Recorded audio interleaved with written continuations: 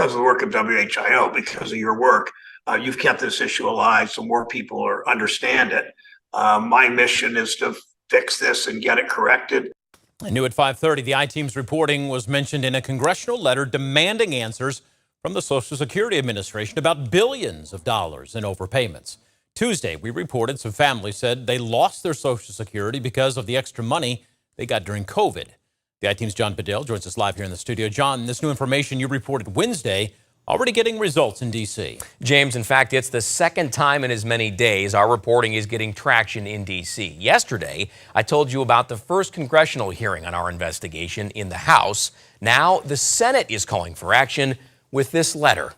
Do we have a number of how many people have been impacted by these overpayments? Not long after lawmakers, including Miami Valley Congressman Mike Carey, pressed her for answers during a hearing for the House Subcommittee on Social Security Wednesday. Not thinking of the number right now, but I can provide that. The ITeam has learned the acting Social Security Commissioner was also getting grilled by the Senate, including Ohio Senator Sherrod Brown. Why'd you send that letter? Oh, we sent it because it's not right that Social Security made the mistake. The beneficiary shouldn't have to pay for that mistake. Senators sent this letter to the SSA's acting commissioner Wednesday evening. In it, they're demanding answers about overpayment notices sent to millions of families here in the Miami Valley and across the country.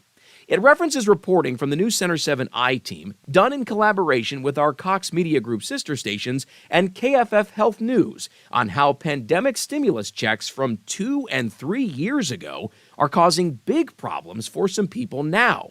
At one point, the senators write, "We are deeply concerned that beneficiaries are receiving overpayment notices in error." Well, we're hoping, again, using your story, using what the work you've done on this, as the station, and you as an investigative reporter, John, we're hoping that they just back off. We're not going to drop this until they back off. The SSA has repeatedly downplayed what it calls a low overpayment rate, which is based on dollar amounts.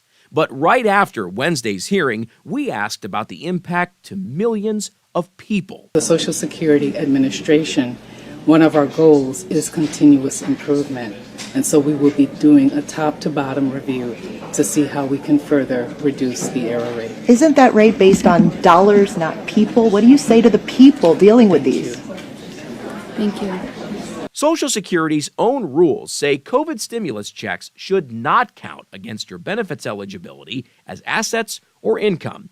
But since our initial report last month, we've heard from people across the country saying that's exactly what happened to them. The only reason that her assets were too much was because of the stimulus payments she got during COVID. Dave Gruen's daughter, Julia, is blind and has cerebral palsy. During the COVID pandemic, the federal government deposited $3,200 in stimulus checks, economic impact payments, into her bank account. Now, the SSA has frozen her monthly payments and is demanding thousands of dollars be returned.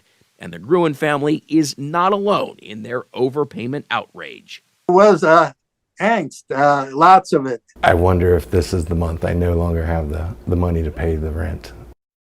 Advocates working on behalf of people with disabilities tell the ITeam the only way the SSA could stop this from happening to more people is if Congress raises what supplemental security income or SSI beneficiaries can have in savings well beyond the current $2,000 limit. Senator Brown has introduced a bill that would raise the cap to $10,000 if it passes. Live in studio for the ITeam, I'm John Bedell, News Center 7.